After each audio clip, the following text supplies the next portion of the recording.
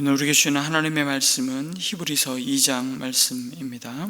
히브리서 2장 5절에서 18절까지 우리 한 절씩 교독하겠습니다.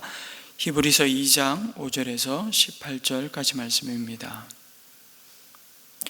하나님께서는 지금 우리가 말하는 장차 올 세상을 천사들의 지배 아래 두신 것이 아닙니다. 어떤 이가 성경 어딘가에서 이렇게 증언하였습니다.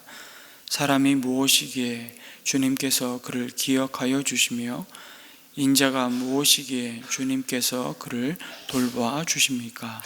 주님께서는 그를 잠시 동안 천사들보다 못하게 하셨으나 영광과 존귀의 면류관을 그에게 씌워 주셨으며 만물을 그의 발 아래 복종시키셨습니다.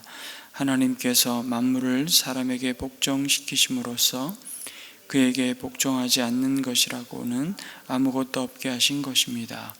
그러나 지금 우리가 보기로는 아직도 만물이 다 그에게 복종하고 있는 것은 아닙니다. 예수께서 다만 잠시 동안 천사들보다 낮아지셔서 죽음의 고난을 당하심으로써 영광과 존귀의 면류관을 받아 쓰신 것을 우리가 봅니다. 그는 하나님의 은혜로 모든 사람을 위하여 죽음을 맛보셔야 했습니다. 하나님께서는 만물을 창조하시고 만물을 보존하시는 분이십니다. 그러므로 하나님께서 많은 자녀를 영광에 이끌어 들이실 때에 그들의 구원의 창시자를 고난으로서 완전하게 하신다는 것은 당연한 일입니다. 거룩하게 하시는 분과 거룩하게 되는 사람들은 모두 한 분이신 아버지께 속합니다. 그러함으로 예수께서는 그들을 형제 자매라고 부르시기를 부끄러워하지 않으셨습니다. 그리하여 그분은 내가 주님의 이름을 내 형제 자매들에게 선포하며 회중 가운데서 주님을 찬미하겠습니다 하고 말씀하시고, 또 나는 그를 신뢰하겠습니다 하고 말씀하시고, 보십시오 내가 여기에 있습니다. 또 하나님께서 내게 주신 자녀들이 여기에 있습니다 하고 말씀하셨습니다. 이 자녀들은 피와 살을 가진 사람들이기에 그도 역시 피와 살을 가지셨습니다. 그것은 그가 죽음을 겪으시고서 죽음의 세력을 쥐고 있는 자 곧 악마를 멸하시고 또 일생 동안 죽음의 공포 때문에 종노릇하는 사람들을 해방시키기 위함이었습니다. 사실 주님께서는 천사들을 도와주시는 것이 아니라 아브라함의 자손들을 도와주십니다. 그러므로 그는 모든 점에서 형제 자매들과 같아지셔야만 했습니다. 그것은 그가 하나님 앞에서 자비롭고 성실한 대제사장이 되심으로써 백성의 죄를 대신 갚으시기 위한 것입니다. 그는 몸소 시험을 받아서 고난을 당하셨으므로 시험을 받는 사람들을 도우실 수 있습니다. 아멘. 히브리서는 계속해서 그리스도의 우월성을 강조하고 있습니다. 예수 그리스도가 천사들보다 우월하고 모세보다 우월하고 레위 지파의 혈통을 따라 세워진 제사장, 대제사장보다 우월하다는 그 논지를 계속 펼쳐갑니다. 여기서 말하는 천사들, 그리고 모세, 레위 계열의 제사장, 이 모든 대상들은 율법과 관련되어 있는 대상들입니다. 천사는 시내 산에서 율법을 모세에게 전해준 존재이고요, 모세는 그 율법을 받아 이스라엘 백성에게 처음으로 전해준 자이고, 레위 계열 제사장들은 그 율법에 있는 대로 제사의 직무를 감당하면서 또 율법을 백성들에게 가르쳤던 자들입니다. 왜 이런 대상보다 예수 그리스도가 더 우월하신 분이라고 강조하고 있는 것일까요? 당시에 박해로 인해 다시 유대교로 돌아가서 옛 언약이 가르치고 있는, 또 가르치는 율법의 제사를 통해 의로워지고자 하는 자들에게, 특별히 이미 예수 그리스도 안에서 의롭다 여김을 받은 그의 백성들에게 정신 차리도록 그 은혜에서 다시 뒤로 물러가 심륜에 빠지지 않도록 구체적으로 조목조목 따지듯이 설득하기 위한 것이죠. 이런 상황 속에서 히브리서 저자는 죄 아래에 있는 인생을 구원하시기 위해 이 세상에 보냄받은 예수님은 천사들보다 뛰어나실 뿐만 아니라 천사들과는 비교 자체가 불가한 분이심을 강조합니다. 바로 그 천사들을 만드신 창조자이시고 장차 올 세상을 다스리실 분은 오직 만왕의 왕이신 예수 그리스도시며 천사들은 주님과 그 백성을 섬기는 피조물에 불과하다는 사실을 선포하십니다. 그런데 왜 시편 8편의 말씀을 인용하면서 왜 하나님께서는 인자이신 예수님을 잠시 동안 천사들보다 못하게 하셨는지, 그리고 더 나아가 왜 창조주 하나님이신 예수님이 사람의 몸을 입고 오셔서 죽음의 고난을 받으셔야만 했는지를 말씀해 주십니다. 물론 하나님이신 예수님이 사람이 되셨다는 자체가 신비이고 인간의 이해를 초월하는 사건입니다. 우리는 그것을 은혜라는 표현으로 밖에는 설명할 수 없습니다. 그럼에도 이런 상상을 한번 해볼까요? 여러분, 어렸을 때 셀 수 없는 개미들이 막 들어오고 나오는 그 개미 구멍을, 땅구멍을 발견했을 때 혹시 철 모르고 그 개미굴을 발로 꽝 밟기도 하고 흙을 가져다가 그 개미 구멍을 덮어보신 혹시 경험이 있으십니까? 수많은 개미들이 사방으로 흩어지는 그런 장난을 친 경험이 있으신지 모르겠습니다. 한 친구가 포도잼 한 통을 통째로 가져가 와서 그 개미굴에 온통 뿌리고 다녔습니다. 그러자 잼으로 만들어진 줄은 개미들이 몰려와서 마치 출퇴근 시간에 개미 고속도로처럼 변해버렸습니다. 그리고는 그 친구가 세발 자전거로 달리며 개미들을 마구 치고 지나가는 것입니다. 그런 짓을 하는 그런 어린 친구에 대한 도덕적인 판단을 하는 시간이 아니고요, 그 광경을 그냥 있는 그대로 상상해 보자는 겁니다. 매일 이 친구는 새로운 잼 한 통을 가지고 와서 그런 함정을 만들어 놓고 죽음의 질주를 즐겼다, 이런 생각을 한번 해보시면 그것을 옆에서 바라보는 다른 친구가 그 친구의 기행에 아마 충격을 받았을 것입니다. 개미들에게 내 친구의 잼 미끼를 물지 말라고 그 친구는 경고해주고 싶었습니다. 그래서 개미들아, 조심해, 잼에 넘어가지 마. 이 잼을 먹으면 반드시 죽어. 개미 땅굴 위에 서서 저 아래에 있는 개미들에게 소리를 지르면서, 개미들은 그냥 위를 쳐다보고 있겠지만 소리를 지르면서 경고하고 있다고 생각해 보십시오. 와, 저 남자의 발 크기가 좀 얼마나 큰지 좀 봐. 그리고는 급히 아마 도망칠 것입니다. 개미들에게 제대로 경고할 수 있는 유일한 방법은 그들의 수준으로 내려가는 것이죠. 그들 중 하나가 되는 것입니다. 그제야 그들의 신임을 얻고 아마 그들과 소통할 수 있을 것입니다. 그제야 그들을 안전한 곳으로 인도할 수 있겠죠. 하지만 물론 그것은 불가능합니다. 개미들의 문제점은 위험을 이해할 만한 안목이 전혀 없다는 것이고, 그런 안목을 지닌 우리의 문제점은 개미들에게 경고할 능력이 없다는 것입니다. 비유하자면 그렇다는 것이죠. 그런데 예수님은 우리를 구원하시기 위해 실제로 이 땅에 오셔서 우리 중 하나로 사셨습니다.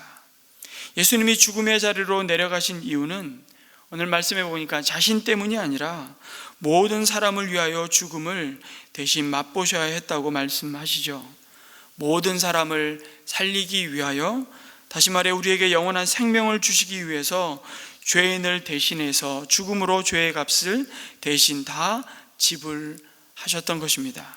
그래야만 했던 이유는 모든 사람이 죄를 범하였으므로 하나님의 영광에 이를 자가 하나도 없기 때문입니다. 그것은 어떤 사람도 자신의 힘으로 노력으로도 죄의 문제를 해결할 수 없기 때문입니다. 선행을 비롯한 그 어떤 공로와 행위로도 우리의 죄를 근본적으로 영원히 속량할 수 없기 때문입니다. 물론 하나님이 예수님을 보내시기 전에 이스라엘 백성은 잠시 그들의 죄에도 불구하고 하나님께 나아갈 길이 있었습니다. 그것이 바로 짐승을 잡아 자신의 죄를 그 짐승에게 전가하고 하나님께 속죄의 제사를 드리는 것이었죠. 그러나 그것은 영원할 수 없었습니다. 그리고 그 제사를 중보하는 제사장 또한 그 자신 또한 죄 아래 죽음의 지배를 받는 자요, 끊임없이 속죄의 제사를 드려야만 하는 죄인이었습니다. 그런데 이제 하나님 자신이 친히 육신을 입고 사람의 자리에 오셔서 죄 없으신 자신이 모든 인류의 죄를 대신 짊어지시고 대신 죄의 형벌을 다 받으심으로 우리를 그 죄로부터 해방시키시고 우리에게 영원한 생명을 선물로 주셨습니다. 예수님은 내 모든 것을 다 가져가신 것이죠. 나의 죄, 나의 수치와 내가 받을 심판까지 전부 주님이 가져가셨습니다. 그리고 죽음을 이기시고 부활하심으로 하나님은 예수님을 지극히 높이셔서 존귀와 영광의 면류관을 씌워 주셨다고 말씀하시죠. 동시에 우리는 예수님의 모든 것을 이미 다 받았습니다. 그분의 의와 그분의 지위와 그분의 유산과 그분의 미래가 다 우리의 것이 되었다고 약속하십니다. 이러한 말씀을 주시는 이유가 무엇입니까? 왜 그 은혜의 복음을 받아놓고 다시 종교로 돌아가려느냐고 경고하고 계시는 것이죠. 예수님을 구원자로 믿고 새 언약 아래 있는 자들이었지만 여전히 존재하는 죄의 그 실제와 그로 인한 양심의 문제 때문에 어려움을 겪고 있는 성도들이 있었다는 것입니다. 우리들도 마찬가지죠. 그 와중에 유대 그리스도인들 중 일부가 제사를 통한 손에 만져지고 눈에 보이는 그 속죄의 방식의 가르침에 동조하는 상황이 발생한 것입니다. 그들은 예수를 믿는 것보다 짐승의 피를 통한 가시적인 방법이 자신의 죄와 양심의 문제에 대한 속 시원한 해결인 것처럼 여겨서 예수님에 대한 믿음에서 지금 흔들리고 있었던 것입니다.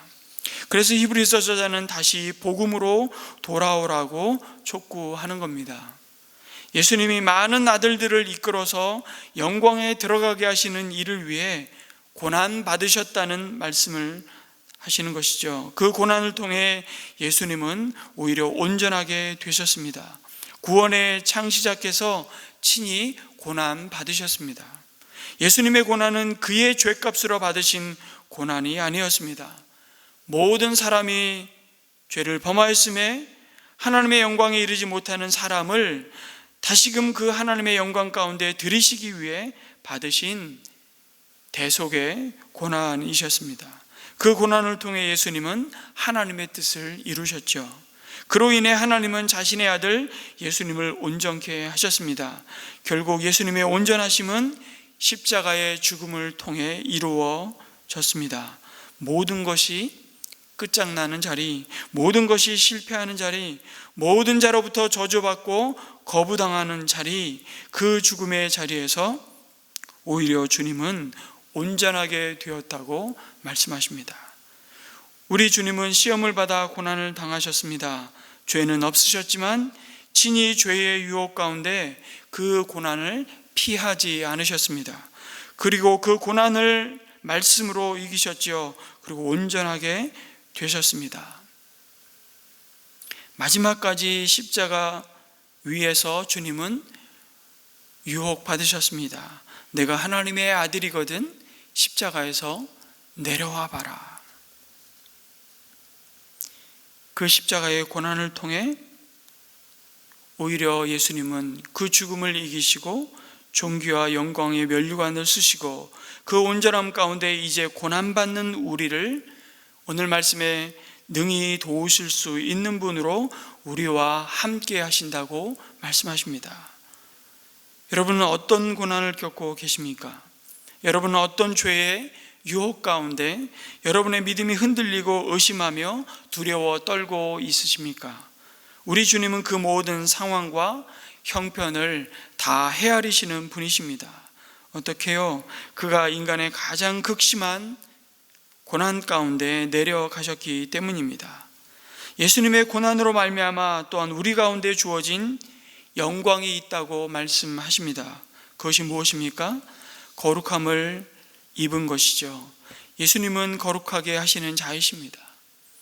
교회는 거룩하게 함을 입은 자들이라고 말씀하십니다. 우리는 그리스도에 의해 하나님께 속한 자들로 구별되었습니다. 그래서 우리는 우리의 재능과 우리에게 허락된 시간과 재물과 우리의 전부가 하나님을 위해 구별되었음을 고백하는 자들입니다. 시간의 거룩함을 주일로 우리는 고백합니다.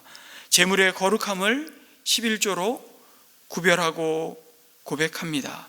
재능의 거룩함을 은사를 따라 섬김으로 우리는 고백하죠. 우리의 삶 전체의 거룩함을 우리의 삶을 예배로 고백합니다. 그러니까 이 은혜 안에 있는 자들이 사기칠 수 없고 불의와 타협할 수 없는 겁니다. 수단과 방법을 가리지 않고 목적을 이루기 위해 사는 자들이 아닙니다. 뇌물을 먹일 수 없는 거죠. 뇌물을 받을 수 없는 것입니다.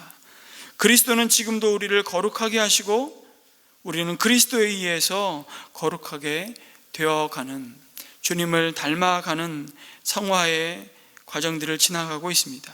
이것이 교회의 표지인 세상의 빛이요 소금으로 구별하신 거룩성입니다.